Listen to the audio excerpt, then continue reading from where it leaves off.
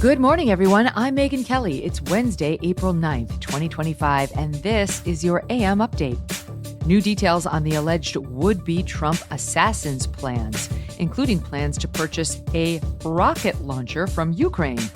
Pound for pound, coal is the single most reliable, durable, secure, and powerful form of energy. President Trump announcing a new slate of executive orders to boost the coal industry. The Supreme Court sides with the Trump administration for the third time in a week. China did not build this canal. China does not operate this canal. And China will not weaponize this canal. And Defense Secretary Hegseth putting China on notice with a warning about who controls the Panama Canal. All that and more coming up in just a moment on your AM update. So many people these days are focusing on getting healthy. And speaking of health, let me tell you about Jacob and Kristen, the founders of We Heart Nutrition. They are raising 5 kids while running a company that's helping hardworking Americans live the American dream. We Heart Nutrition makes high-quality, research-backed supplements for women and men at every stage of life, helping you stay strong, energized, and hitting your wellness goals. But this is not just another supplement company. They are proudly pro-life, donating 10% of every sale to pregnancy care centers, supporting moms and babies in need. They have over 1,000 5-star reviews from real people seeing real results.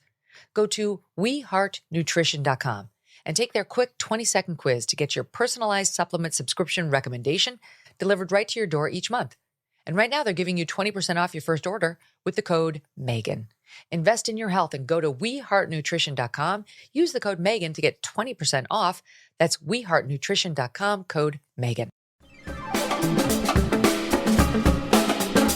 Federal prosecutors writing in a court filing this week that alleged would-be Trump assassin Ryan Wesley Ruth attempted to purchase a rocket launcher from Ukraine in the weeks leading up to the planned attack.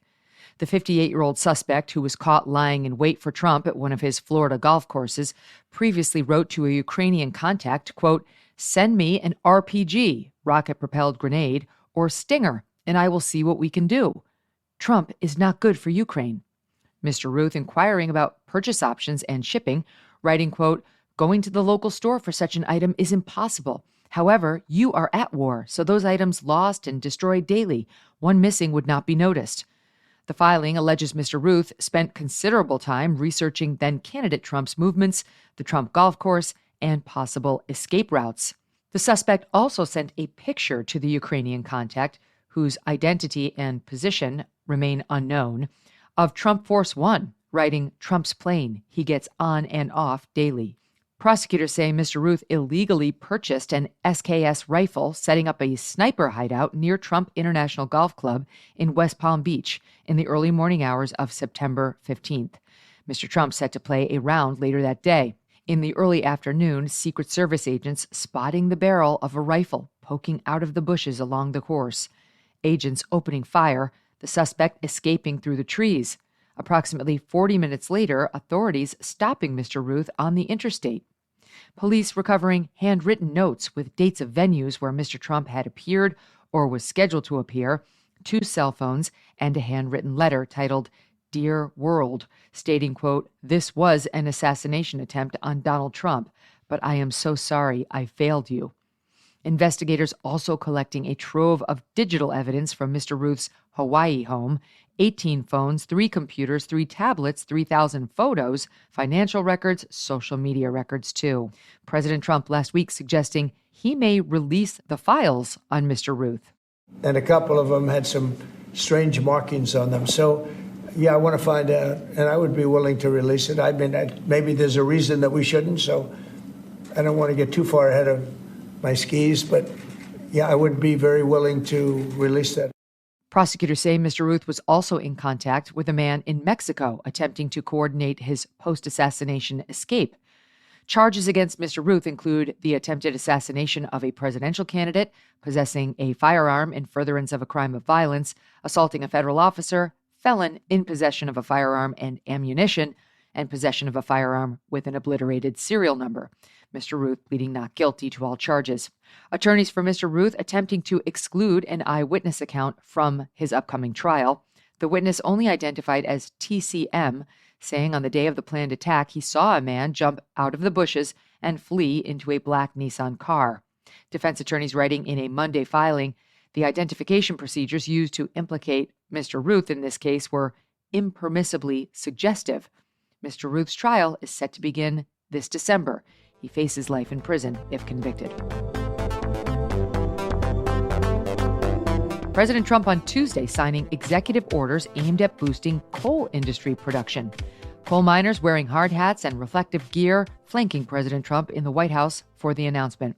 For years, people would just bemoan this industry and decimate the industry for absolutely no reason, because with modern technology and all of the other things that we do, it's one of the great forms of energy. Joe Biden and congressional Democrats tried to abolish the American coal industry. They did everything in their power, shutting down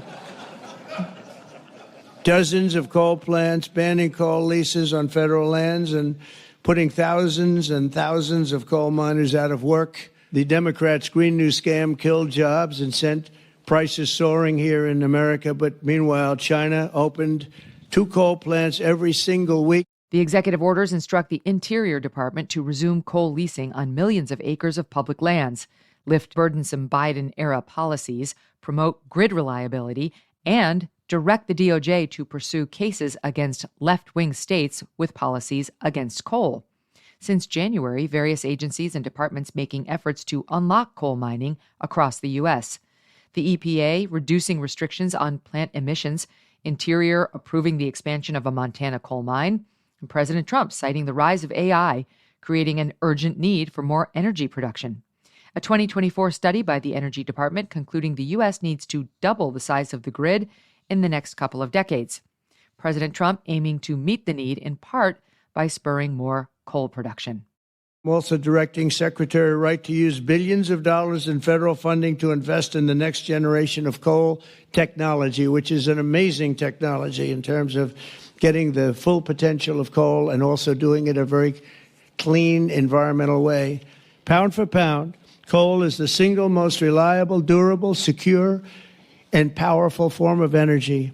It's cheap, incredibly efficient, high density, and it's almost indestructible. Most importantly, we have more of it here in America than anywhere else on Earth.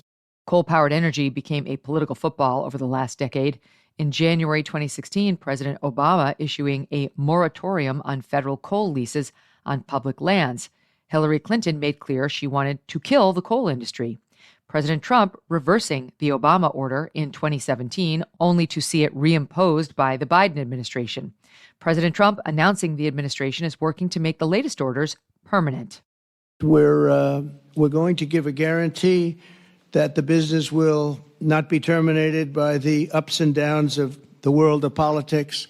So should somebody come in to this very important office and say, oh, well, you spent hundreds of millions of dollars and you guys have given up your life because you want to be in coal, and then all of a sudden you don't have a life anymore because it's what you know the best, that's not going to happen. We're going to give a guarantee that it's not going to happen, so that if somebody comes in, they cannot change it at a whim. They cannot just they're going to have to go through hell to close you up. These latest orders, part of a broader push to dramatically refocus the federal government via executive authority. CNN analyst Harry Enton breaking it down. I think there was this concern among some folks that Donald Trump would come in for a second term and kind of be a lame duck. He ain't no lame duck. If anything, he's a soaring eagle. What am I talking about here? Let's talk about Trump executive orders in 2025. He's already signed 111 so far. That is the most at this point in a presidency in at least 100 years. And Trump's approach to presidential power, I think the American people recognize what he's doing here is completely different. We're talking, get this, 86% of the American public believes that Trump's approach to presidential power is completely different from past presidents, compared to only 14% who believe it is in line with precedent. And we're talking about at least 79% of Democrats, independents, and Republicans. Coming up, the Supreme Court backing the Trump administration for the third time in a week. And Defense Secretary Pete Hegseth warns China they have no claim to the Panama Canal. Now more than ever, it's important to shop with brands that share your values. And that's why I want to tell you about Nimi Skincare. Built on faith, family, and freedom, NEMI is proudly pro-America. With products made right here in the USA, they don't shy away from what they believe. While most skincare brands are busy pushing progressive messaging, NEMI never did, and women across the country noticed. And the products? Incredible. From gentle cleansers to age-defying creams, NEMI offers clean, fragrance-free formulas, love the fragrance-free, that are safe for sensitive skin like mine and powerful enough to deliver real results. Get 10% off your order at NEMIskincare.com by using the code MK at checkout. That's NIMI skincare.com.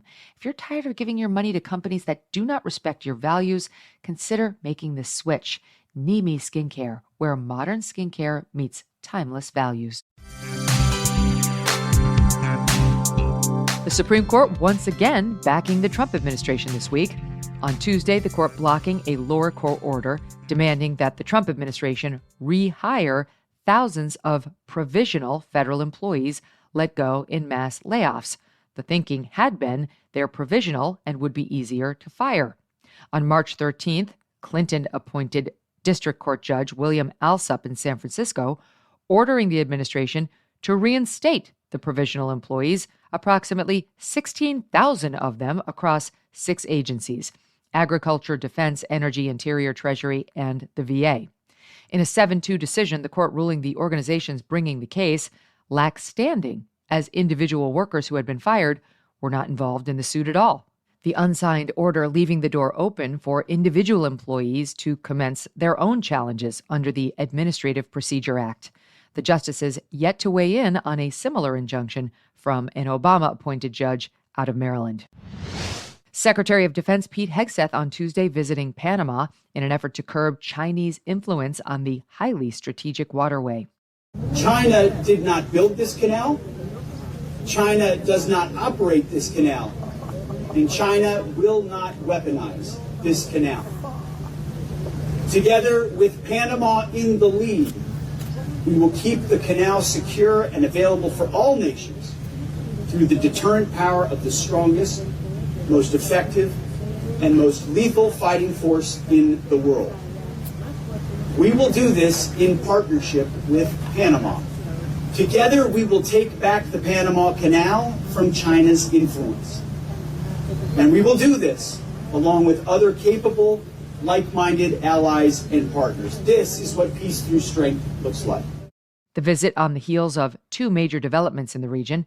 In February, Panama announcing an early departure from the Chinese Belt and Road Initiative, an infrastructure agreement designed to force developing nations into dependence on China. In March, a Hong Kong company operating 2 ports on either side of the canal announcing a sale to American company BlackRock. Secretary Hegseth laying out the vital importance of the canal to U.S. interests. President Trump today recognizes the canal's rightful place as the center of our shared hemisphere. It connects 2 continents and 2 oceans, transporting over $250 billion in goods per year and 40% of U.S. shipping. 70% of the ships that pass through this canal are going to or from U.S. ports. It saves nearly 8,000 miles for shipping traveling between our coasts. President Trump making control of the canal a day one priority of his second term. Mr. Trump not ruling out reclaiming the canal with military force. Possible plans of a D.C. military parade in the works. The Hill reporting an unnamed Army official saying, quote, there are plans for a parade that will involve the Army. Politico reporting the White House denies a parade has been scheduled, but D.C. Mayor Muriel Bowser confirming discussions with the administration. The Army celebrating its 250th birthday on June 14th, the same day as President Trump's 79th birthday. The idea of a military parade in the Capitol, inspired by President Trump's 2017 visit to France on Bastille Day. Mr. Trump teasing French President Emmanuel Macron in a joint press conference months later. I do want to say that I was your guest at Bastille Day, and it was one of the greatest parades I've ever seen. It was 2 hours on the button, and it was military might And I think a tremendous thing for France and for the spirit of France. And to a large extent, because of what I witnessed, we may do something like that on July 4th in Washington, down Pennsylvania. I don't know. We're going to have to try and top it. In 2018, plans for a military parade scrapped following complaints of high costs of safety measures, estimated to be around $90 million. Though this time around, Doge saves about that much every couple of hours. So we'll see. That'll do it for your AM update. I'm Megyn Kelly. Join me back here for the Megyn Kelly Show, live on SiriusXM Triumph Channel 111 at noon East, on youtube.com/Megyn Kelly, and on all podcast platforms.